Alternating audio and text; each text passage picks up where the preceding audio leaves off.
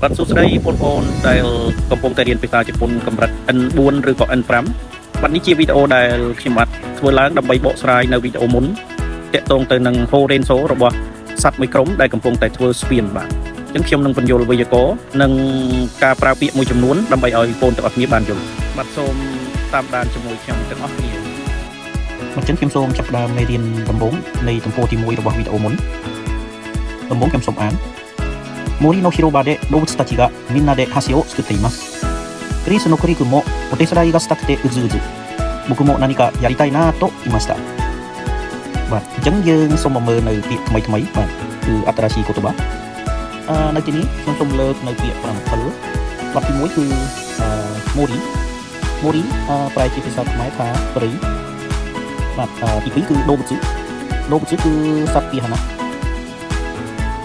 ខ្ញុំទៅសេមិនស្អាតទេបាទទី3ហាស៊ីនៅកន្លែងនេះគឺមានន័យថាស្ពានមិនមែនជាចង្កឹះទេទី4គឺរីស៊ូនេះគឺជាសត្វនេះសត្វកំប្រុកទី5គឺអូទេសដៃនៅកន្លែងនេះខ្ញុំសូមបញ្យល់ពាក្យអូទេសដៃនេះគឺមកពីពាក្យដើមកិរិយាសព្ទជា maske គឺទេសដៃ mas បាទខ្ញុំសូមបញ្យល់បន្តិចទេគឺដៃ mas អញ្ចឹងកន្លែងនេះយើងធ្វើការលុប mas ចោលយើងបានទេស្ដីចឹងដើម្បីឲ្យគួរសមគេថែមអូពីមុខមកចឹងយើងបានពីថាអូទេស្ដីចឹងទេស្ដីមកវាជាកិរិយាសព្ទខ្ញុំនិយាយថា verb ហើយអូទេស្ដីគឺជានាមបាទខ្ញុំនិយាយថា noun អត់កន្លែងនេះខ្ញុំនឹងបញ្យល់លម្អិតនៅមេរៀនបន្ទាប់បាទចឹងយើងសូមវិលមកនៅចំណុចទី6បាទទី6គឺស៊ឺនៅកន្លែងនេះមានន័យថានៅពេលដែលយើងចង់ធ្វើអ្វីមួយស្ដីឬក៏យ៉ារីតៃគឺយើងទ្រាំមិនបានទេអារម្មណ៍របស់យើងគឺទ្រាំមិនបានទេបាទកម្មវិធីនៃកន្លែងនេះគឺមានន័យថាអារម្មណ៍នៃការទ្រាំនេះគឺទ្រាំមិនបានទេគឺញ័រចង់ធ្វើឲ្យតទៅបានបាទដូចនៅក្នុងរឿងនេះអញ្ចឹងគឺសត្វកំប្រុកឈ្មោះគ្រីគុណនឹងគាត់ចង់ជួយសត្វដទៃទៀតក្នុងការធ្វើស្ពានអញ្ចឹងគឺគាត់ប្រើពាក្យថាគេប្រើពាក្យនៅកន្លែងនេះថាអូទេសដៃហ្គាស្តាក់តេឧស៊ឺបាទហើយបន្តទៀតគឺពាក្យទី7មានន័យថាហីរ៉ូបាមានន័យថាជាកន្លែងដែលទូលាយជា space មួយនៅកន្លែងនេះអ្នកនរគ្នាឃើញហើយគឺនៅក្នុងព្រៃហ្នឹងគឺមានកន្លែង space មួយកន្លែងទូលាយមួយបាទយើងមើលខណ្ឌជីទៅយើងយល់ហើយគឺអ្នកដែលជាខណ្ឌជីគឺអាចមើលយល់គឺជាកន្លែងដែលមាន space ឬក៏ទូលាយហ្នឹងបាទអញ្ចឹងសូមមើល clear គម្រោងដែលភាសាជប៉ុនគេហៅថាដេប៊ឹងですねបាទ clear ទី1森にはたくさん木がありますអក្សរខណ្ឌទី2គឺអក្សរ key មានន័យថាដើមឈើ clear ទី2私は動物が大好きですបាទ大好きគឺមានន័យថាចូលចិត្តជាខ្លាំងបាទចូលចិត្តជាខ្លាំងអញ្ចឹងគឺកន្លែងនេះខ្ញុំចូលចិត្តសត្វពាហនៈជាខ្លាំងបាទមានន័យអញ្ចឹងហើយទី3川の上に大きい橋があります川គឺស្ទឹងបាទគឺស្ទឹង上គឺមានន័យថាខាងលើ大きいមានន័យថាធំអញ្ចឹង clear ទី1មានន័យថានៅលើស្ទឹងគឺមានស្ពានដ៏ធំមួយបាទclear ទី4毎日お母さんのお手伝いをしますបាទ毎日គឺមានន័យថាជារៀងរាល់ថ្ងៃ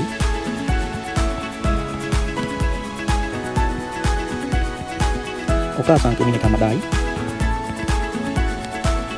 ចឹង clear នេះមានន័យថាជារៀងរាល់ថ្ងៃគឺខ្ញុំជួយការងារម្ដាយរបស់ខ្ញុំបាទនៅខាងមុខទេសដៃយើងប្រើអូហើយនឹង shimas ព្រោះថាអូទេសដៃវាជានាមបាទចឹងអ្នកទាំងអស់គ្នាអាចចាំបានហើយចងចាំ clear ហ្នឹងទៅយើងអាចរៀនធ្វើជា clear គំរូដោយខ្លួនឯងបាទទី5遊びに行きたくて足がうずうずします遊びに行くកន្លែងនេះមានន័យថាចង់ទៅដើរលេង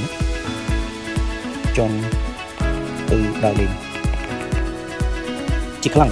រហូតដល់ញ័រជើងកន្លែងនេះយើងអាចបកថាញ័រជើងអាស៊ីគឺជើងអញ្ចឹងអាស៊ីがうずうずしますមានន័យថាចង់ទៅដើរលេងខ្លាំងរហូតដល់ញ័រជើង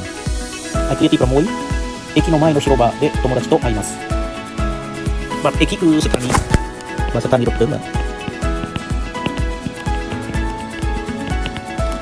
ម៉ែ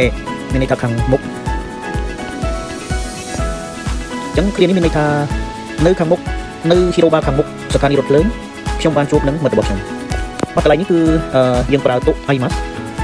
មិនប្រើនេះទេកន្លែងនេះគឺមានន័យថាអ្នកទាំងពីរហ្នឹងបានណាត់ជួបគ្នាគឺបាននិយាយគ្នាទៅវិញទៅមកអញ្ចឹងយើងប្រើពាក្យថាយើងប្រើឆ្នប់តុដើម្បីភ្ជាប់គ្នាអញ្ចឹងចំពោះកន្លែងនេះនៅបើសិនជាអ្នកទាំងអស់គ្នាចង់ដឹងខ្ញុំនឹងបញ្យល់បន្ថែមនៅក្នុងមេរៀនក្រោយបាទចុងបញ្ចប់នៃមេរៀននេះគឺខ្ញុំសូមសរុបនៅប៊ឹងពោឬក៏ shogen ហើយនឹងរូបមន្តបន្តិចបន្តួចដើម្បីឲ្យអ្នកទាំងអស់គ្នាងាយយល់បាទទី1គឺយើងមើលពាក្យថា de បាទ de គឺគេប្រើជាមួយនឹងទីកន្លែងឬក៏យានជំនិះផ្សេងៗបាទខ្ញុំមើលកន្លែងនេះឧទាហរណ៍ស្រេច koen de asobimasu về đích chấm như vô đi cần lại cái cô nhìn chúng mình đấy vô cái mùi nắng đấy ai vô cái mùi nắng cái gì sao để họ ta lên sao đấy ikimasu hikoki de ikimasu chấm bên cái bà đấy và bắt đầu cái từ ta chỉ và ta chỉ cái trên đất cái bà vô cái mùi niếm đam bay sầm đây nơi cái hàng của chân và cứ mình ta chả kita họ ta cô đông ta chỉ gặp ikimasu cô đông cứ mình ta cô đấy tôi vẫn ta chỉ gặp ikimasu tức cái bà vô mình bắt đầu ta chỉ mình ai bắt đầu cái từ mình là đấy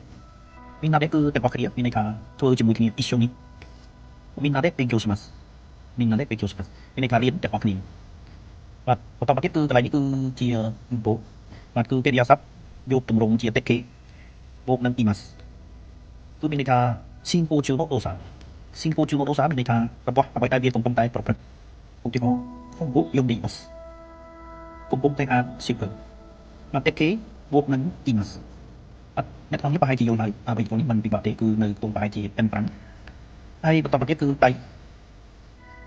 ហ្នឹងគឺយកកិច្ចសព្ទ mask គេពូកជាមួយលុប mask ហើយពូកជាមួយនឹងដៃ